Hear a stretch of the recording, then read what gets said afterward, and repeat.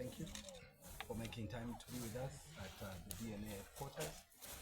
We have a statement that will be read by our party leader, Honorable Kanuti, and thereafter, please, if you have any very specific question in reference to the statement that we would have issued today, feel free to ask for clarification, and that clarification will be given to us by our Secretary General, Dr. Barak Mbuka.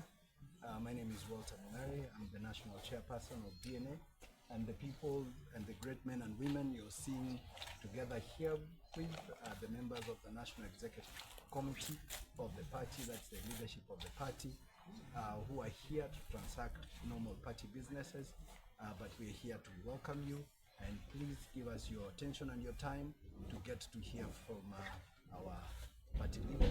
Thereafter, we shall take any very specific questions. Thank you very much for making time to come with us. Party leader, please.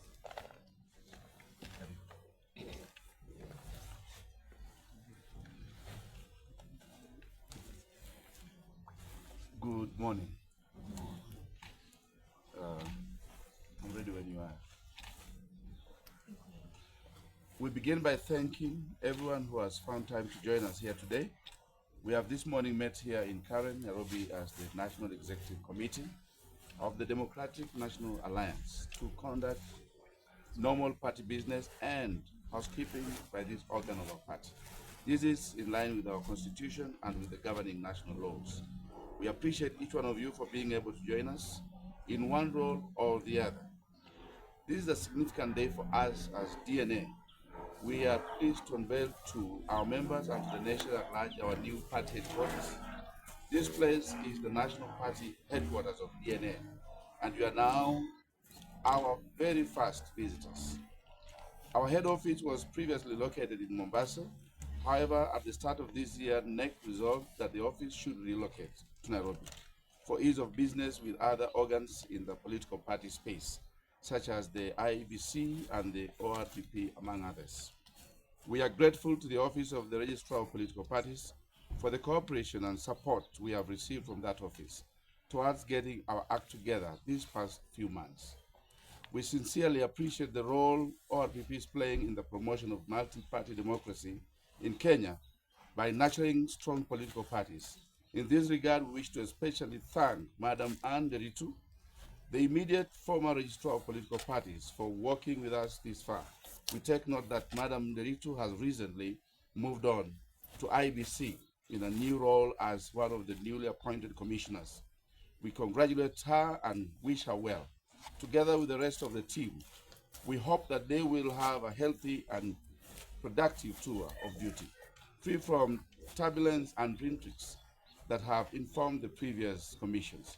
We trust that the new commissioners have taken solid lessons from the past. Hopefully, they will avoid the pitfalls that have soiled the reputation of the previous commissions, one after the other without exception over the past 18 years. We have no doubt that if they each choose to remain true to duty and to the Kenyan nation, the way the needle is true to the pole, they will restore Kenya's faded faith in IBC. We need not emphasize that this is very critical ahead of the expected by-elections and the 2027 elections. Meanwhile, we wish the new commission Godspeed in the challenging times and tasks ahead. The state of the nation. We join fellow citizens of goodwill and conscience in condoling with families that have lost their loved ones in recent months, in circumstances that can only be described as draconian state intolerance.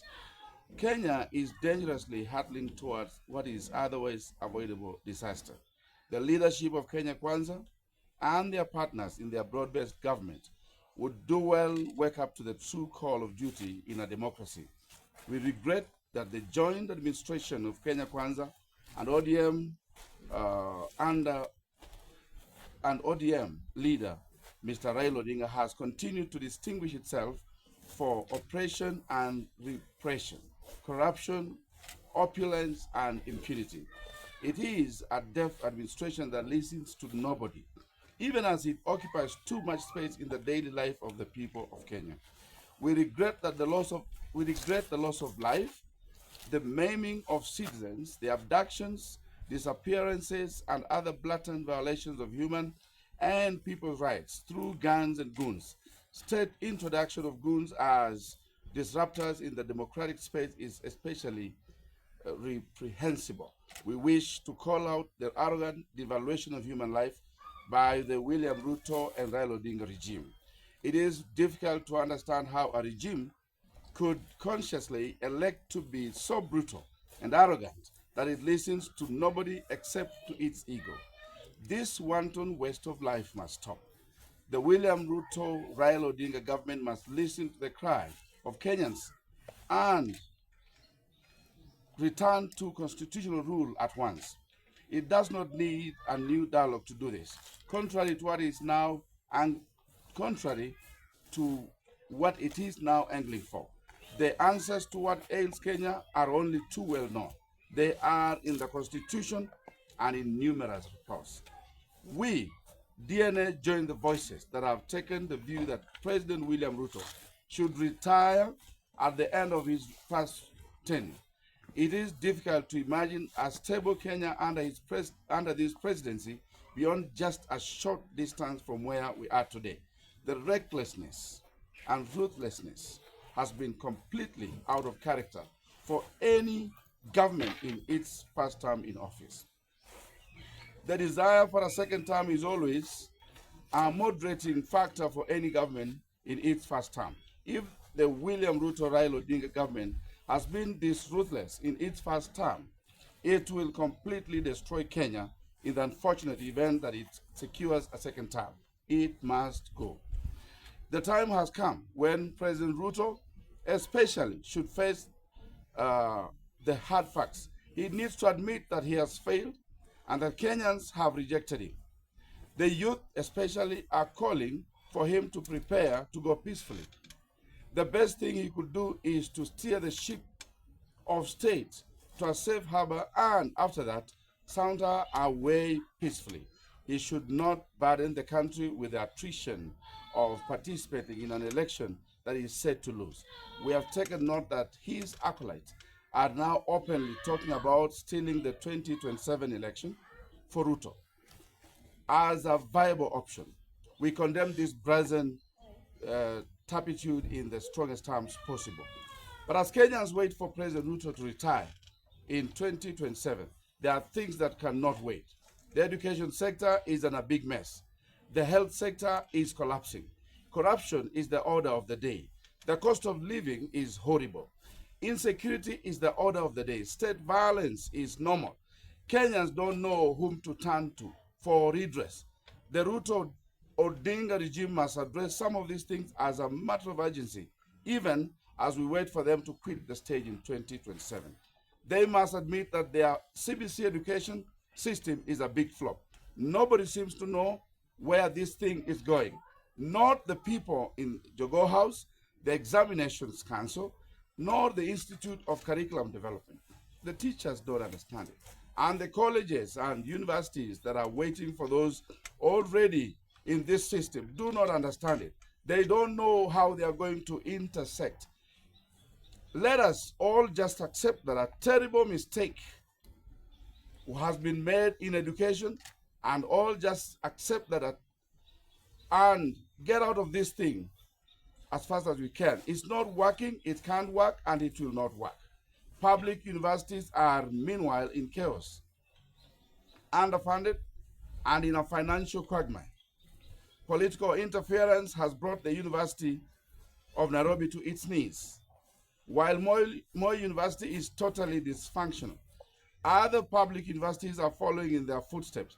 Kenya Kwanza should pull its political appointees out of public universities and allow free and independent university councils to manage these universities. In the health sector, Kenya Kwanza brags about the numbers of registered members, yet it says nothing about the absence of services.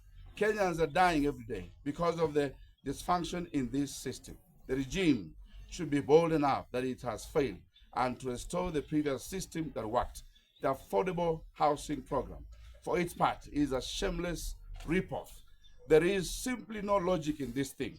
The government is bulldozing Kenyans through punitive taxation to fund this opaque program. After that, it purposes to sell the houses. The proposed ownership is a mystery. The contractors, the suppliers, all these are opaque. This ripoff should not wait for the retirement of the broad-based government before it is halted. It should go now. The issues we have raised here are only the tip of the ugly iceberg of the broad-based failures. We will be talking about more of them in the coming days as we focus on pushing this regime to the fringes that it belongs to, and eventually out of the lives of the long-suffering people of Kenya. For now, we urge President Ruto to admit failure and to plan to exit at the end of this term. He should not even consider running.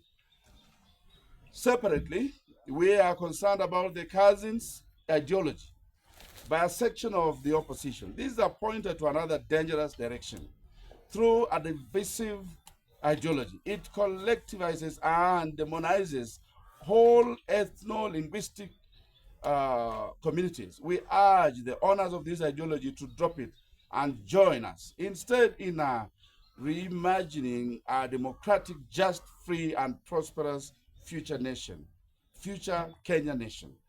The future.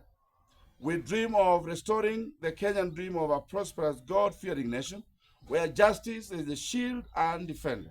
We dream of the glory of Kenya and the fruits of hard work. Kenyans getting equitable opportunities in building the nation together with one accord. To this end, we must restore Kenya to factory settings. Government cannot be about theft, ineptitude, and deodorized theft as corruption. The day is coming when Kenya is going to jail all thieves, big and small. We are emboldened by the knowledge that the fundamentals of the Constitution of Kenya are intact. This Constitution has been tested many times. It has proved to be very strong. We stand up to be counted on the right side of the Constitution. We rededicate ourselves to protection of the Constitution, the rule of law, and democracy. We shall shortly be taking the gospel of the future to Kenyans in diverse places in the counties. We encourage progressive Kenyan youth to join DNA and prepare to take up offices in the counties and at the national level as part of our reorganization as DNA. DNA is your true party. All you young people out there, here you can look forward to running for office and to becoming a part of the changed Kenya that we want. We shall be fielding candidates for all offices at the next general election. And in all by-elections, as already stated, the chance and party Kenyan youth have been waiting for is here. Come join us and let us march forward together, for your voice is your power. Long live liberty, equity, human rights, and prosperity. Long live DNA. Long live Kenya. Your voice, your power. Your voice, your power. Your voice, your power. DNA. Your voice, your power.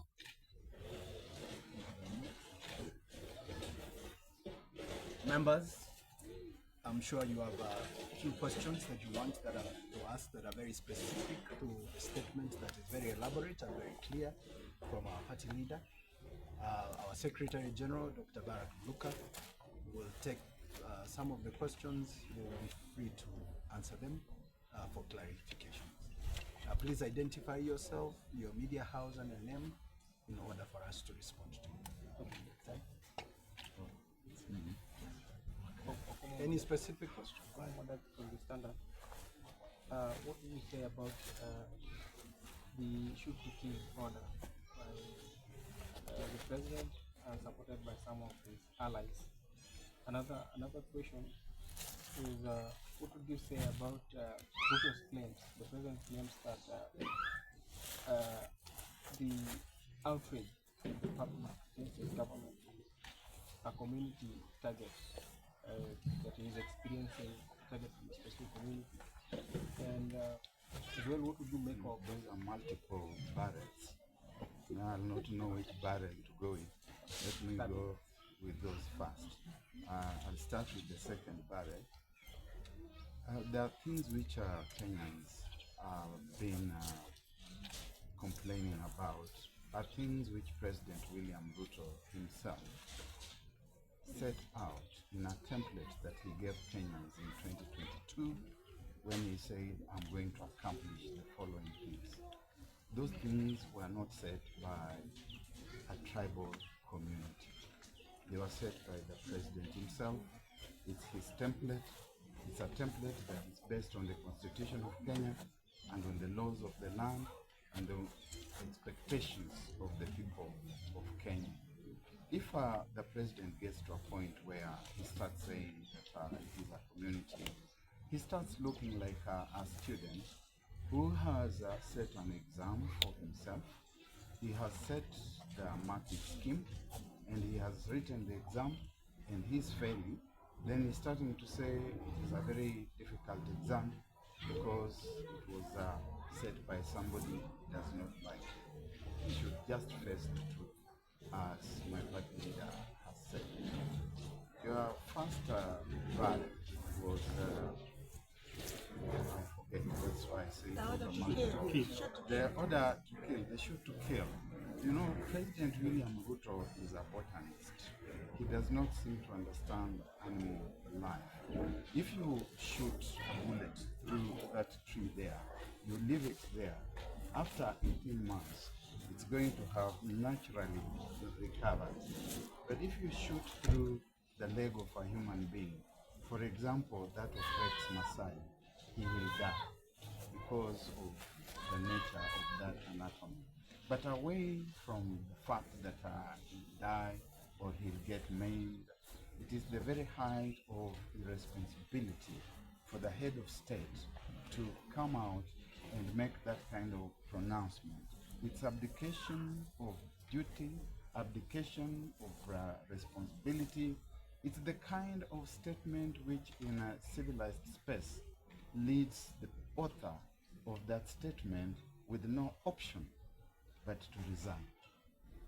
And if that's going to continue, you have heard we have said that the president should steer the ship of state carefully to a safe harbor up to 2027. But if we are going to continue hearing those decibels, we are going to demand that he resigns now. And we believe that we have got both the ability and the proclivity to mobilize Kenyans of goodwill to ensure that he actually resigns. Another question: how there has been claims that the goons who have infiltrated the protest are state sponsored, and at the same time the government side or other government allies leaders were saying that it is the opposition sponsoring these goons infiltrating the demo protesting by the We have seen the goons working side by side with the police. We have seen them vandalizing, we have seen them breaking into buildings while the police look on. Meanwhile, we have also seen the police accosting young people who are carrying the national flag and nothing else. You don't need to be a genius to know that these people are sponsored by the state. And yes, did you not hear Mheshimiwa William Kamket, if Mheshimiwa still is, telling us from somewhere in Baringo that we were going to see youth from his village in the streets of Nairobi. He has not retracted or disowned those remarks. So it's very clear who is responsible. We have seen certain Nelson Koech, MP for Belgut, telling us that they know how to scheme and that they are going to do what they are going to do. So they are violent, a violent government that is now inviting informal militias into the space of public conversations in a violent manner. And what they do not know is that these militias are going to morph up to a point that they will not be able even to contain themselves. That's how Haiti happened. That's how the Central African Republic happened. That is how Sudan has happened. So it is something that we need to retrace their footsteps on. And just on that note, the president recently claimed that these protests are geared towards a plot to oust him unconstitutionally from office, and he said it is an attempted.